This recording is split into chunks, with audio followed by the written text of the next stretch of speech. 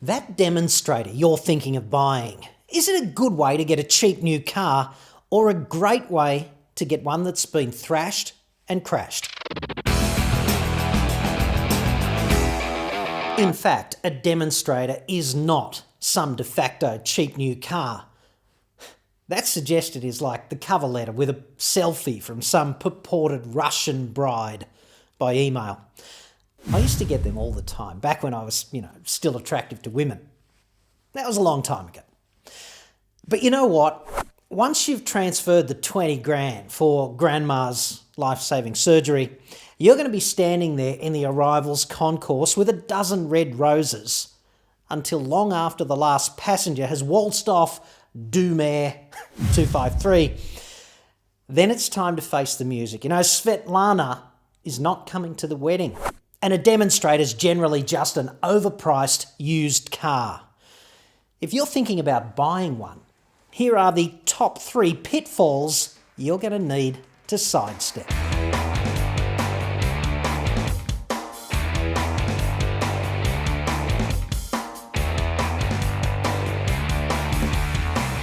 Have you ever stopped to wonder about the brief previous life of a demonstrator? In one common scenario, demonstrators are in fact the cars dealers put on to get you infatuated. I get that. Salesman in the passenger seat, a hot lap around the block. Let's go meet the sales manager. Grab your ankles, it's time to hum Moon River. That's one kind of demonstrator. In another common scenario, the car was purportedly a senior executive's car. You'll be buying a senior executive's car. You'll be able to tell the mother-in-law that at barbecues. She'll still think you're a useless tool who's not nearly good enough for Princess Leia.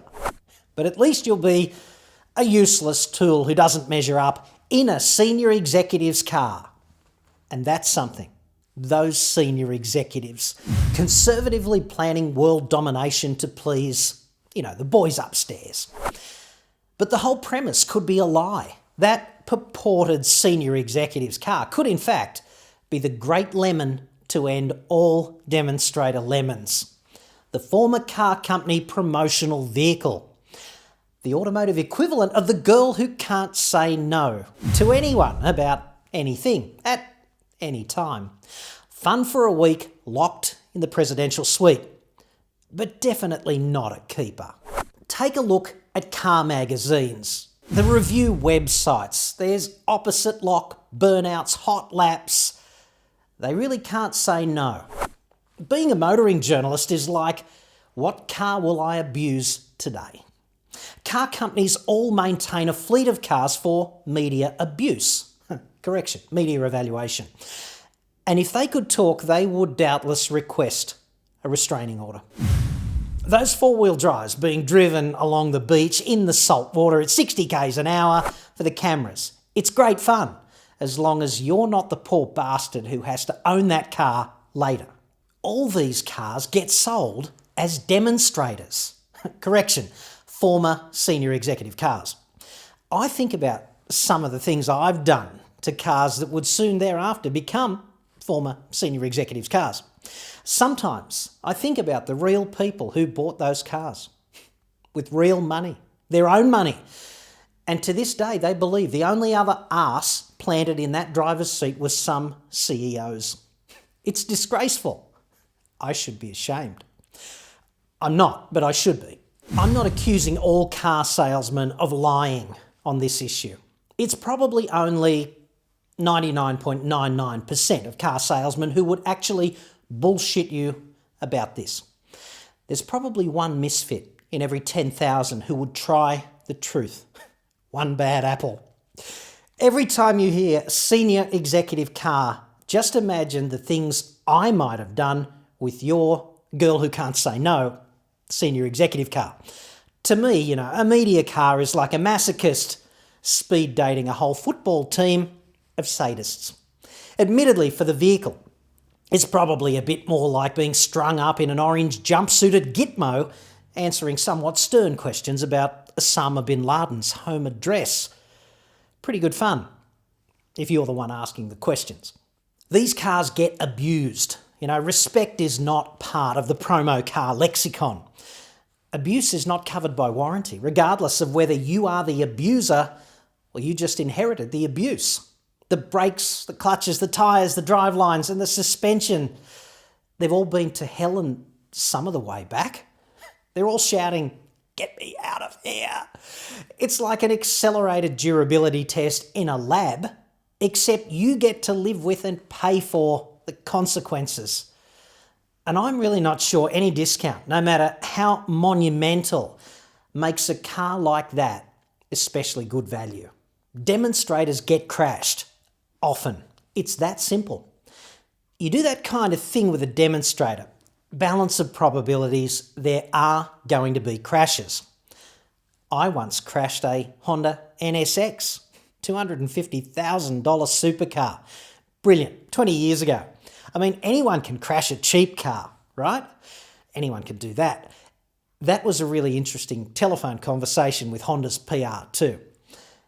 But you know what? That NSX became a former senior executive car, I guess, but only after a great deal of reconstructive surgery and intensive physiotherapy.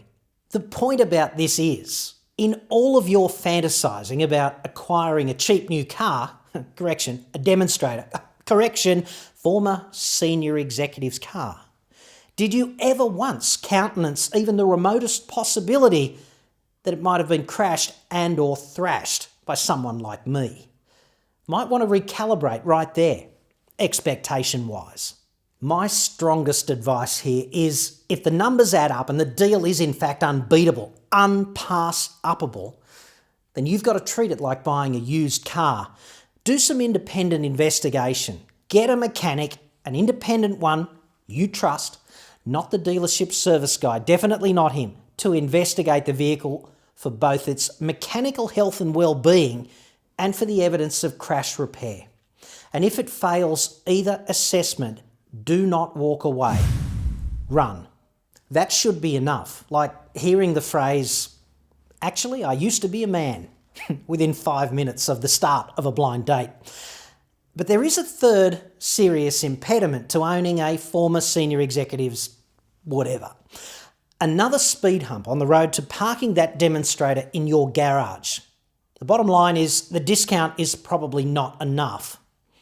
Let's say you've got a car, the brand new drive-away price of which is 40 grand. You got the same thing as a demonstrator, that might be on offer for, 35. 5 grand off, a 12.5% saving. Sounds pretty good. Where do I sign? Right? Wrong. Because 40 grand is just the recommended drive-away price of the car. You can probably get 4 grand off that without even trying. These things are designed to be discounted. That's how this works. But even if you only manage to talk it down 2.5 grand, you're still halfway to the price of that demonstrator, and no motoring journalist or ad agency stunt driver, later contextualised as a senior executive, has had his way with that new car, guaranteed. If you want abuse, in that case, you're going to have to do it yourself. Seems like pretty cheap insurance to me. The other thing to remember in the dealership pricing game is a little thing called thin slicing. Easy to Google. Thin slicing is where people make big decisions after focusing on only a little bit of information. Car salesmen all know this instinctively. That car dealer is going to want you to focus on the awesome low price of that demonstrator. He wants you to thin slice on that like a 15-year-old who's just discovered internet porn. That way he can bend you over on the trade-in. He can do the same thing on the finance and then follow through with 1,000 other things that they trot out to pump up the profit. Like the fabric, the paint and the rust protection that you don't need for 2 grand.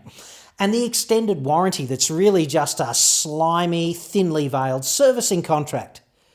You'd get a better deal if you just sideline all of those tricks, organise your own finance, sell your old car independently, and tell them to bugger off on the useless protection packages and the borderline scam extended warranty. If you do all that, you'd be able to afford a new car that no senior executive, like me, has ever gone drifting in. And trust me, that's a good thing. If you want to get in touch, you can contact me at autoexpert.com.au. I'll help you save thousands on any new vehicle, but not demonstrators. I will not stoop to that. Got to have vestigial self-respect, right?